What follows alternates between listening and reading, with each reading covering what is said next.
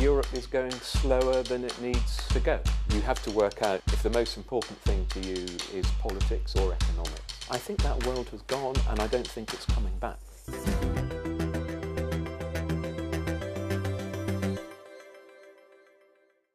Welcome to The Big Question, the series from Euronews where we tackle some of the biggest issues on the business agenda. I'm Eleanor Butler, and today I'm joined by Lord Jonathan Hill, former EU Commissioner for the Capital Markets Union and financial advisor.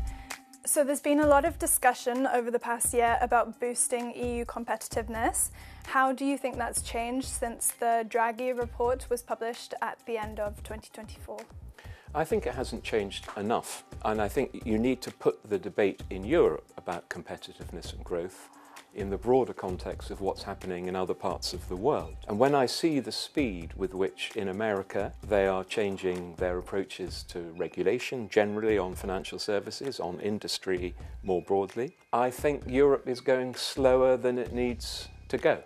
And I think the speed of change in America, to some extent in the UK, is making this problem for Europe all the more urgent.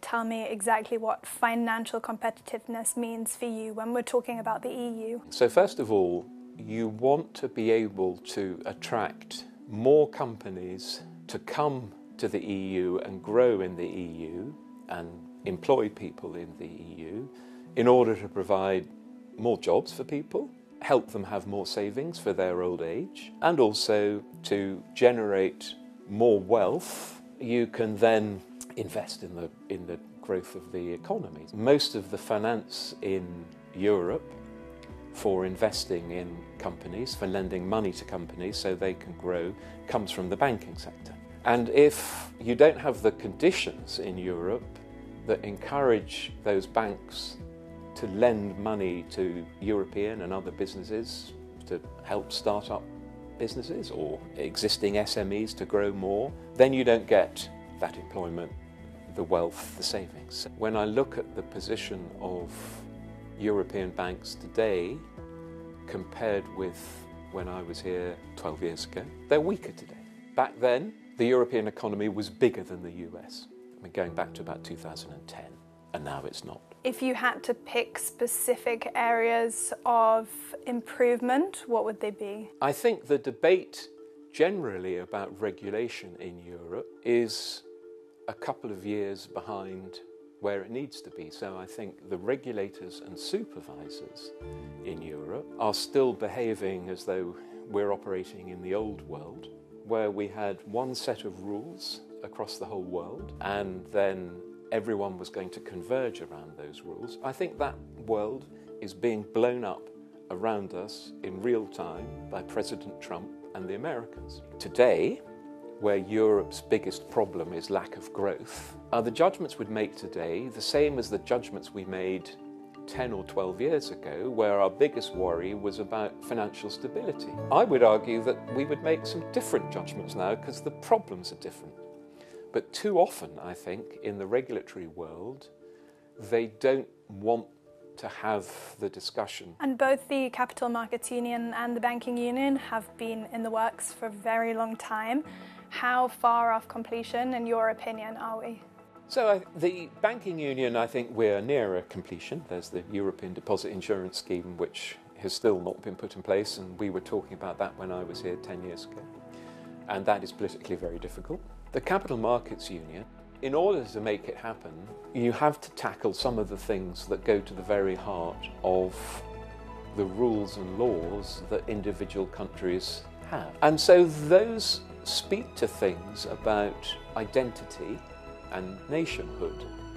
And as we know, right across Europe and in my own country, issues of identity and nation are what are driving a huge amounts of the politics in all our countries. Do you think that one of the solutions to this could be promoting the idea of being European as opposed to, or I suppose in conjunction with feelings of nationalism?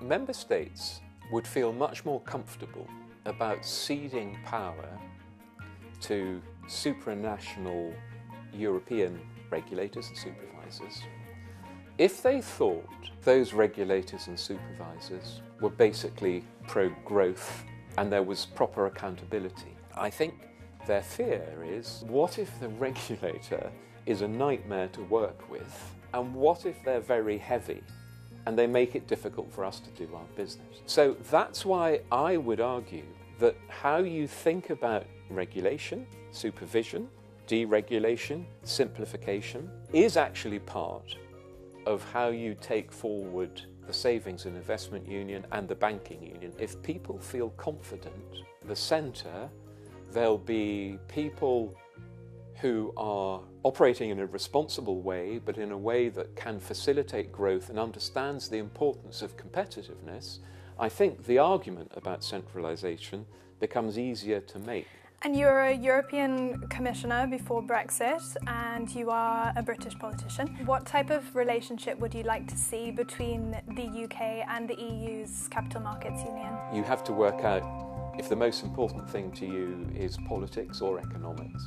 So, from an economic point of view, I think having a strong capital markets in London has proved still helpful to European businesses because they're able to get investment at lower costs through London than they would if you didn't have a strong, deep capital markets on your doorstep.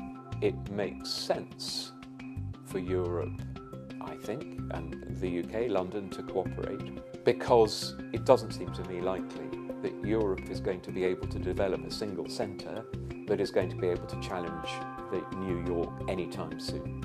The story of the last 10 years has been no one else in Europe, I'm afraid, has become a global financial centre. The main beneficiary of Brexit from a financial centre point of view and financial service point of view has been New York. It's not been anyone in Europe. Some centres in Europe have done a little bit better. London has done a little bit worse. The big winner has been America. So I think there is a clear practical case for UK and EU to carry on working together more closely. The politics of that are not straightforward, and I think it will take some time before I think people in Europe feel that they can take that step. Certainly from a British point of view, they'd be very keen to talk about that starting tomorrow. It's fascinating. That's all we have time for, but thank you so much for sharing your insights and for coming on The Big Question. Thank you very much.